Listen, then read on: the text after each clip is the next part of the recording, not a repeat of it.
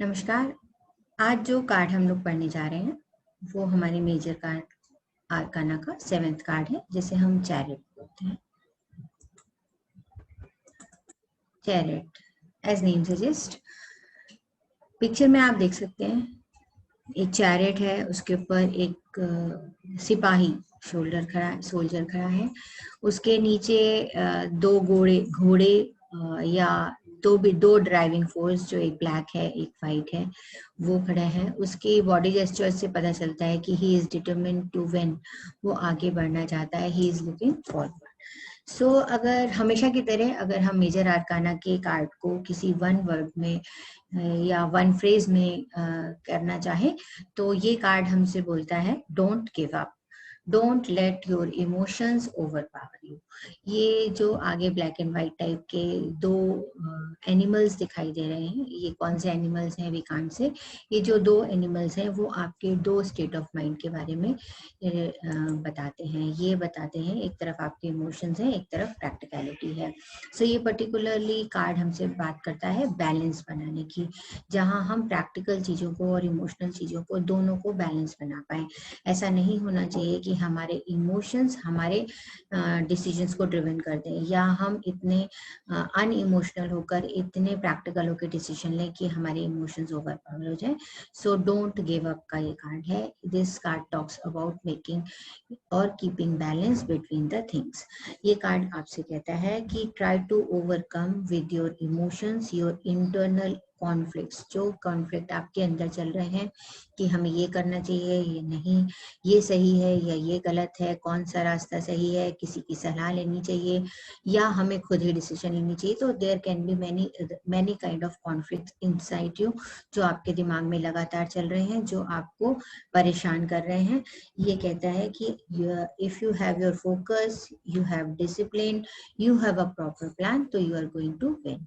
आई repeat again, ये card हमसे कहता है if you have a focus, if you have a discipline, if you have a proper plan, then आप जो भी करने जा रहे हो वो उसमें आपको विक्ट्री मिल सकती है। सो ये कार्ड हमसे कहता है कि we need to keep our courage. हमें विनिंग तो जरूर मिलेगी, हमें अपना फोकस रखना है, अपना डिसिप्लिन को मेंटेन रखना है और प्लान करके आगे बढ़ना है, तो हम जो भी सिचुएशन है उससे ओवरकम कर सकते हैं। Try to overcome whatever is coming in your way. You these two animals, black and white two animals, sometimes reflects the two directions.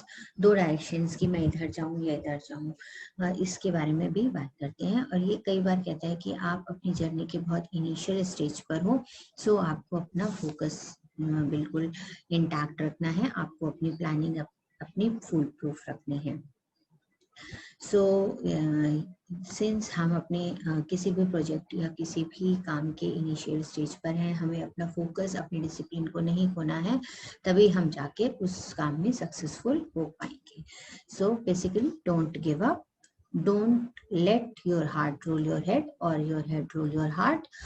You need to be disciplined, you need to be courageous, you need to keep your focus aligned so that you can get the success in whatever area of your life.